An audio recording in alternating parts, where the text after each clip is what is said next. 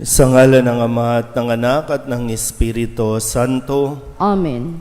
Ang pagpapala ng ating Panginoong Hesukristo, ang pag-ibig ng Diyos Ama at ang pakikipagkaisa ng Espiritu Santo naway sumainyong lahat. At sumaiyo rin. Mga kapatid, tinipon tayo bilang mga kaanib na angkan ng Diyos. Kaya dumulog tayo sa maawaing Panginoong napapatawad ng lubos. Sinugong tagapagpagaling sa mga nagsisisi, Panginoon, kaawaan mo kami. Panginoon, kaawaan mo kami. Dumating na tagapag-anyayang mga makasalanay magsisi, Kristo, kaawaan mo kami. Kristo, kaawaan mo kami. Nakaluklok ka sa kanan ng Diyos Ama para ipamagitan kami. Panginoon, kaawaan mo kami. Panginoon, kaawaan mo kami.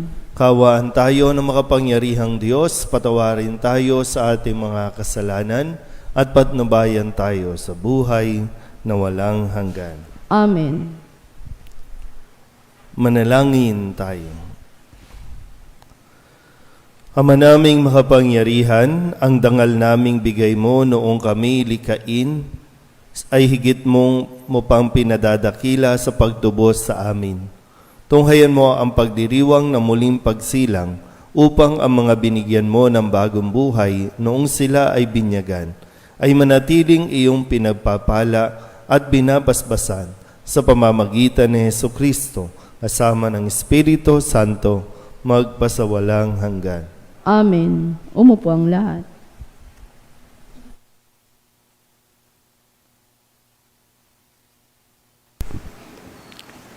Pagbasa mula sa mga gawa ng mga apostol.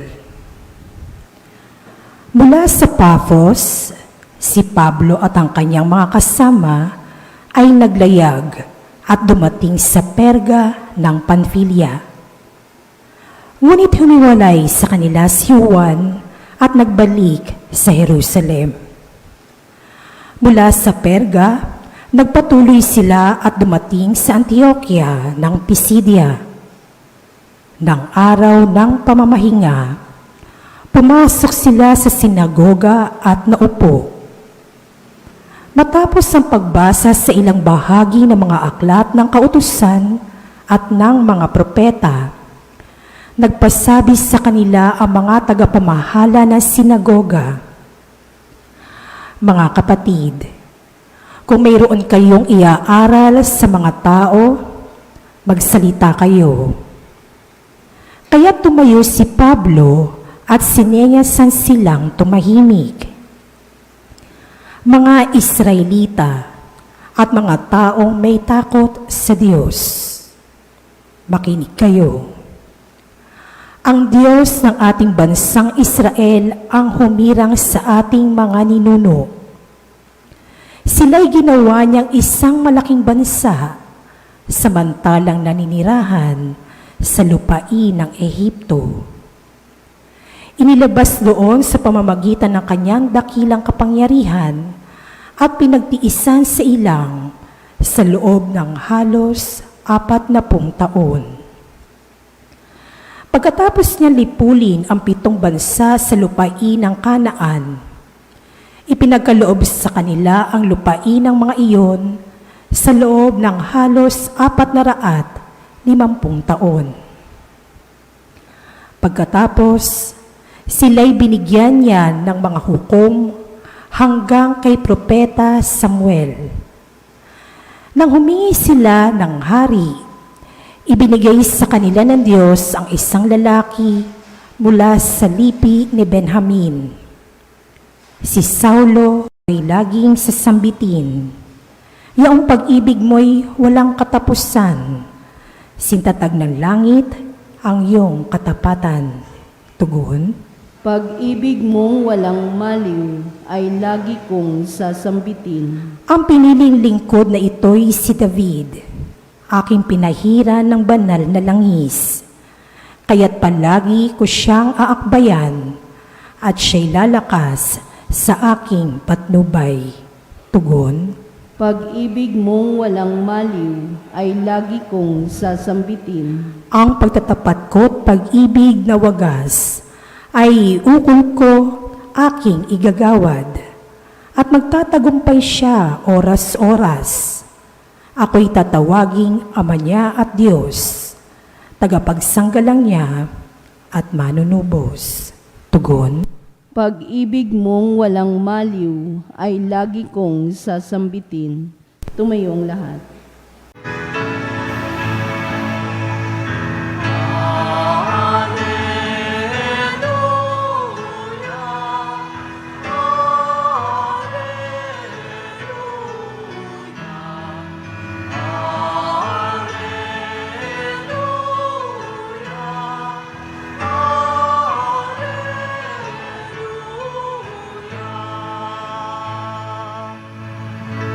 Sa daigdig ay laganap, liwanag na sumisikat, salitang buhay ng lahat. Alleluia, Alleluia.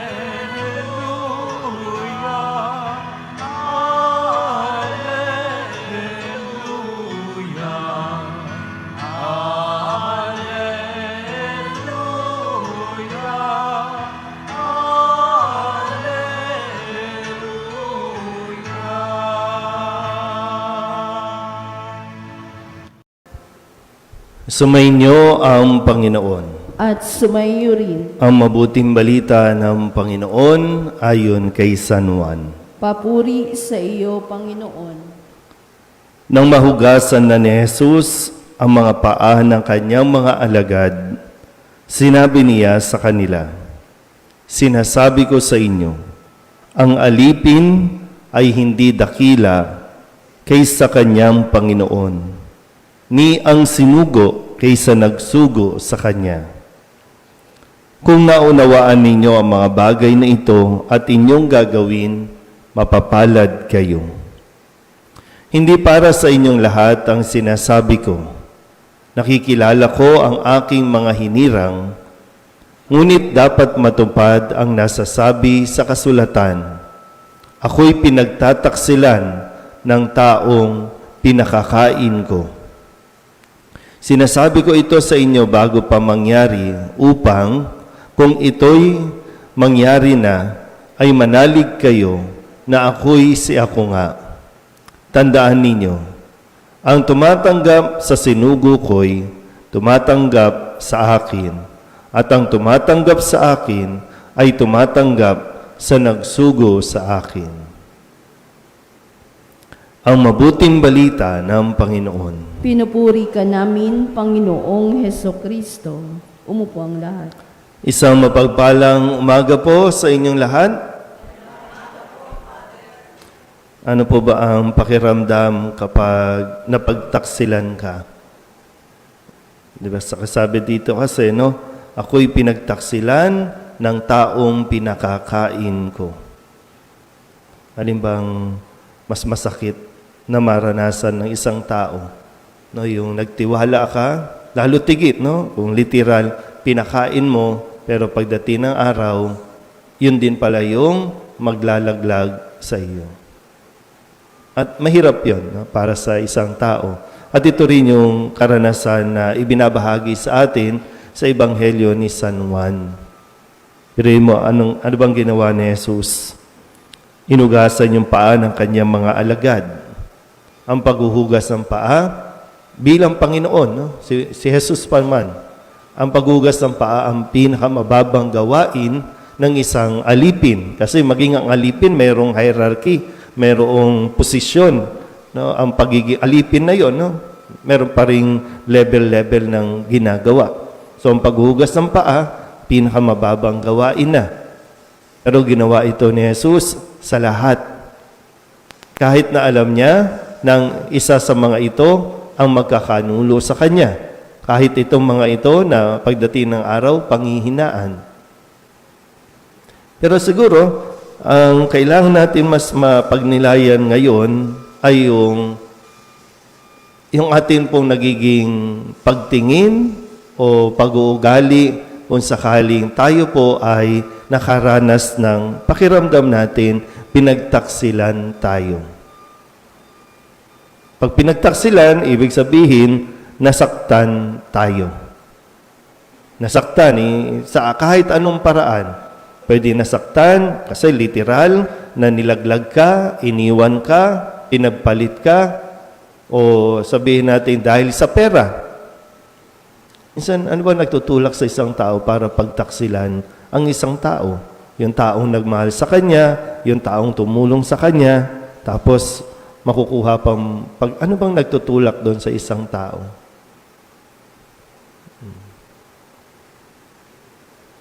Ano? Lahat ba tayo dito? Pinagtaksilan lang, hindi nagtaksil? Kaya hindi tayo makarelate? O hindi lang natin alam na madalas din natin talagang pinagtataksilan? Kasi kung kaya natin pagtaksilan ng Diyos, mas lalo tigit kaya natin pagtaksilan ng tao. Dahil lang sa pera. Dahil lang sa inggit. O kaya galit din na hindi natin alam kung saan nanggagaling. At mahirap mabuhay sa ganong karanasan. Kaya tingnan niyo po, no? Sa unang pagbasa, binalikan ni San Pablo sa ating pong sa mga gawa ng mga apostol yung karanasan niya, karanasan ng Israelita. Hindi na yung masasaklap na karanasan, kundi karanasan kung paano silang tinulungan ng Diyos. Sa Salmon Tugunan, ang sabi naman, pag-ibig mong walang maliw ay lagi kong sasambitin.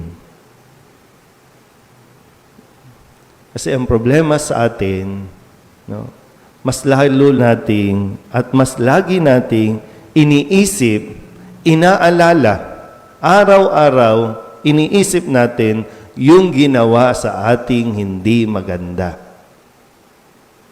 Iniisip natin lagi yung mga taong nanakit sa iyo kesa doon sa mga taong nakaka-appreciate sa iyo. Ano? Paano tayo mabubuhay? Kung lagi tayong nandoon sa masakit na karanasan, mapait na karanasan. Minsan, pag iniwan ka ng asawa mo, pinagpalit ka ng asawa mo, ilang taon na ang nakalipas, pero nandoon ka pa rin sa iniwan ako eh. Hindi doon sa yung mga naiwan na nagmamahal pa rin sa iyo. Ginandun, dala-dala mo pa rin. Niloko ako, kawawa naman ako. Ano bang problema sa akin? Tinulungan ko. Andun tayo lagi. Kaya ito, pinapakita sa atin sa mga pagbasa, pawang kabutihan ang ginawa ng Diyos sa tao. Pero nagawa pa rin na may magtaksil sa Kanya. Pero tuloy lang. No? Itinuloy ni Jesus ang paglilingkod, itinuloy niya ang mabuhay. Kahit harapin ang kamatayan, mas pinili pa rin niya ang mabuhay. Kaya sana po, no? Kung sakali lang na darating sa punto ng buhay natin na makakaranas tayo ng ganitong katinding pagsubok, kahit sa magkakaibigan o sa pamilya, mas piliin pa rin natin ang magmahal kaysa ang mabuhay sa galit. Kasi ang pagmamahal, yan ang magtutulak sa iyo para mas maging matibay, mas maging matatag sa mga iba pang mga hamon ng buhay. Amen?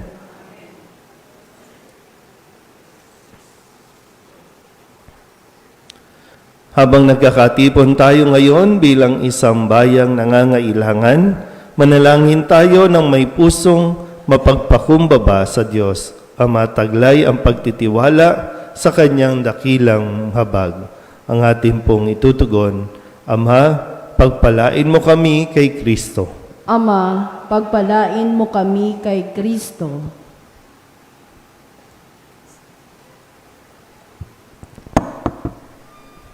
mga namumuno sa simbahan, naway panatilihing buhay ang kanilang pagtatalaga ng sarili sa pangangaral ng Ebanghelyo.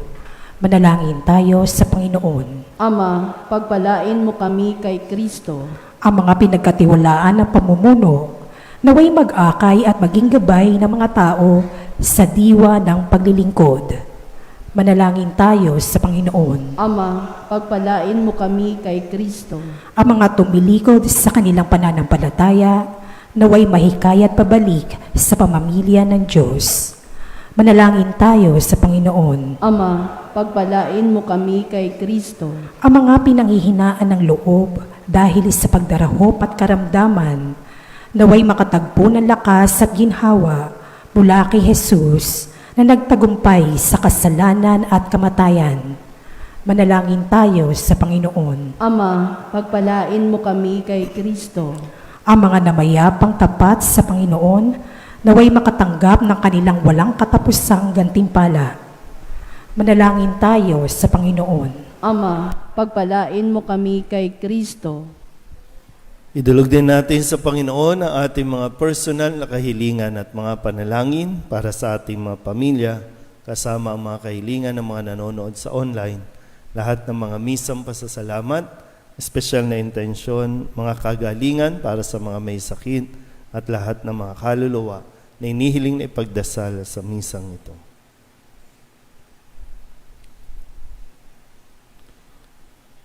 Ang lahat ng ito inihiling namin sa ngalan ni Kristo, ang aming Panginoon. Amen.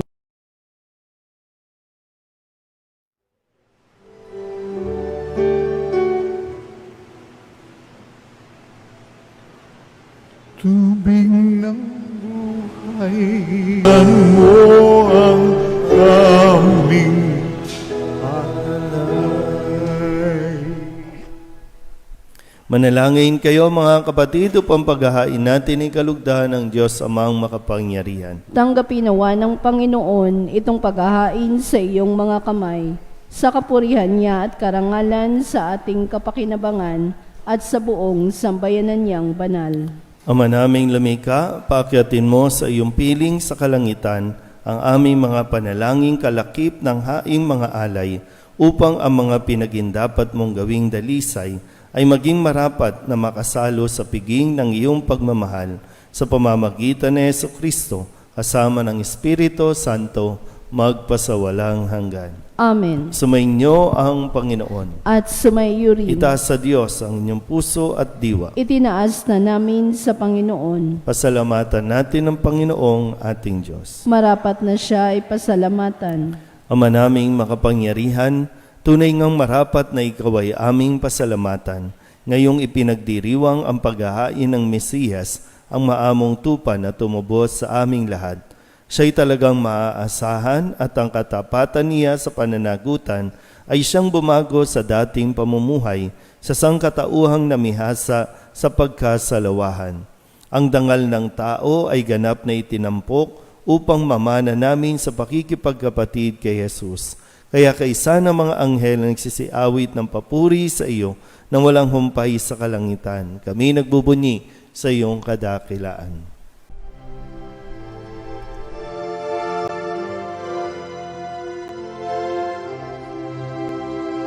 Santo, Santo, Santo, Panginoong Diyos makapangyarihan, napupuno ang langit at lupa ng kalwalhatian mo.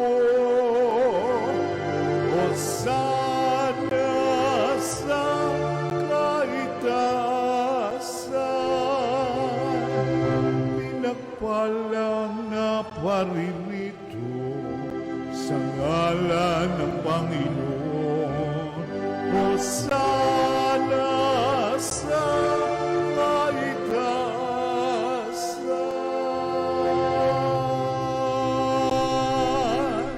Ama naming banal, ikaw ang bukal ng tanang kabanalan. Kaya't sa pamamagitan ng iyong Espiritu, gawin mong banal ang mga kaloob na ito upang para sa aming maging katawan at dugo ng aming Panginoong Hesukristo. Bago niya pinagtiis ang kusang loob na maging handog, inawakan niya ang tinapay, pinasalamatan kaniya, Pinaghati-hati ni iyon, iniabot sa kanyang mga alagad at sinabi, "Tanggapin ninyong lahat ito at kanin, ito ang aking katawan na ihahandog para sa inyo."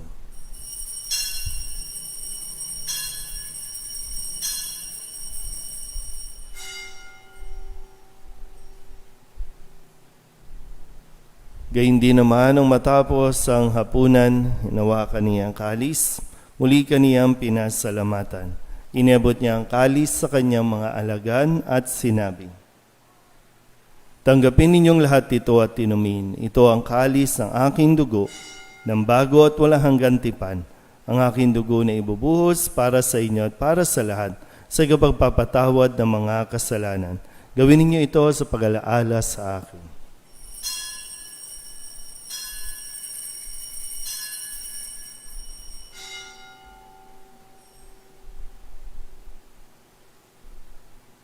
Ipagbunyi natin ang misteryo ng pananampalataya. Si Kristo'y namatay, si Kristo'y nabuhay, si Kristo'y babalik sa wakas ng panahon.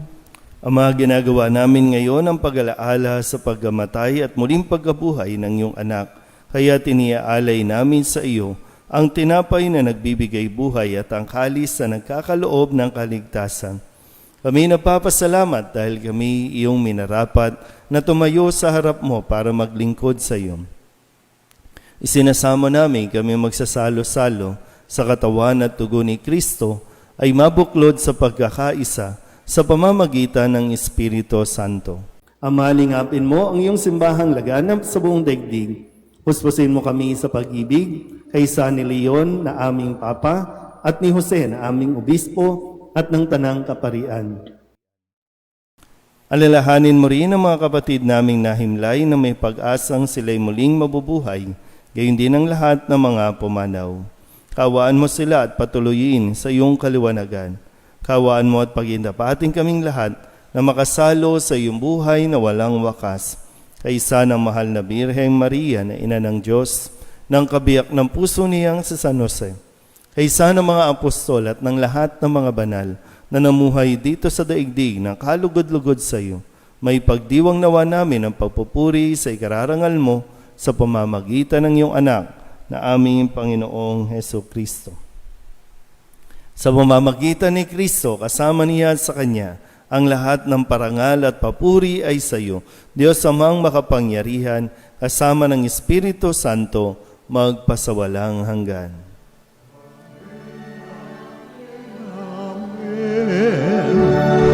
Amen, Hallelujah.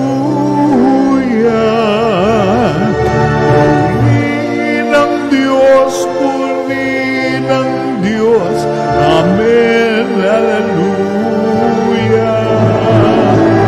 Amen, Amen, Amen. Amen,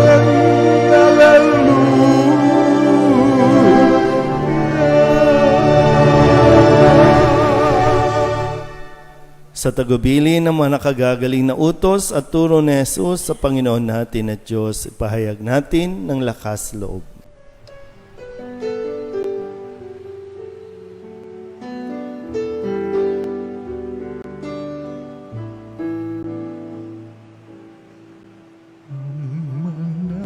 namin sumasalang ka, sambahin ang ngalan mo, mapasamin ang kaharian mo, sundin ang loob mo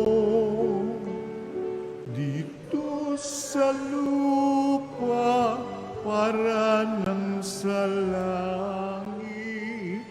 Bigyan mo po kami ngayon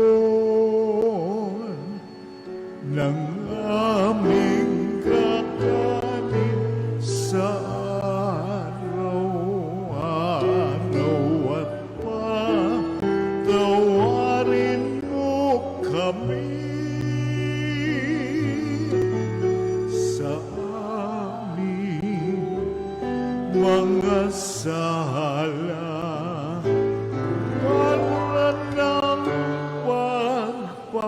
katawan namin sa nagkakasala sa amin. At huwag mo kaming ibang dulot sa tukso. At yadya mo kami sa lahat ng masama. Hinihiling namin kami iadya sa lahat ng masama, pagkalooban ng kapayapaan araw-araw, iligtas sa kasalanan at ilayo sa lahat ng kapahamakan, samantalang aming pinananabikan ang dakilang araw ng pagpapahayag ng tagapagligtas naming sa Hesu Kristo. Sapagkat iyo ang kaharian at ang kapangyarihan at ang kapurihan magpakailanman. Amen. Panginoong Hesu Kristo, sinabi mo sa iyong mga apostol, kapayapaan ang iniiwan ko sa inyo, ang aking kapayapaan ang binibigay ko sa inyo. Tunghayan mo ang aming pananampalataya at huwag ang aming mga pagkakasala. Pagkalooban mo kami ng kapayapaan at pagkakaisa ayon sa iyong kalooban, kasama ng Espiritu Santo, magpasawalang hanggan. Amen. Ang kapayapaan ng Panginoon ay laging sumainyo. At sumaiyo rin. Magbigayan po tayo ng kapayapaan sa isa't isa.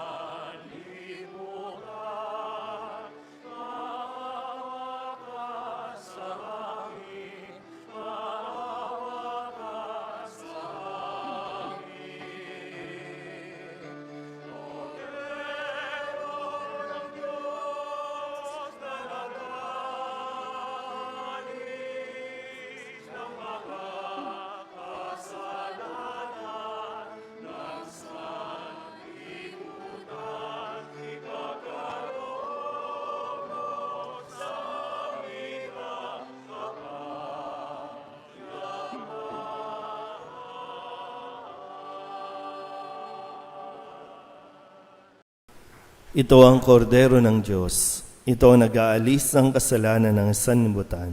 Mapalad ang mga inaanyayahan sa kanyang piging. Panginoon, hindi ako karapat-dapat na magpatuloy sa iyo, ngunit sa isang salita mo lamang ay gagaling na ako. Katawan ni Kristo. Amen.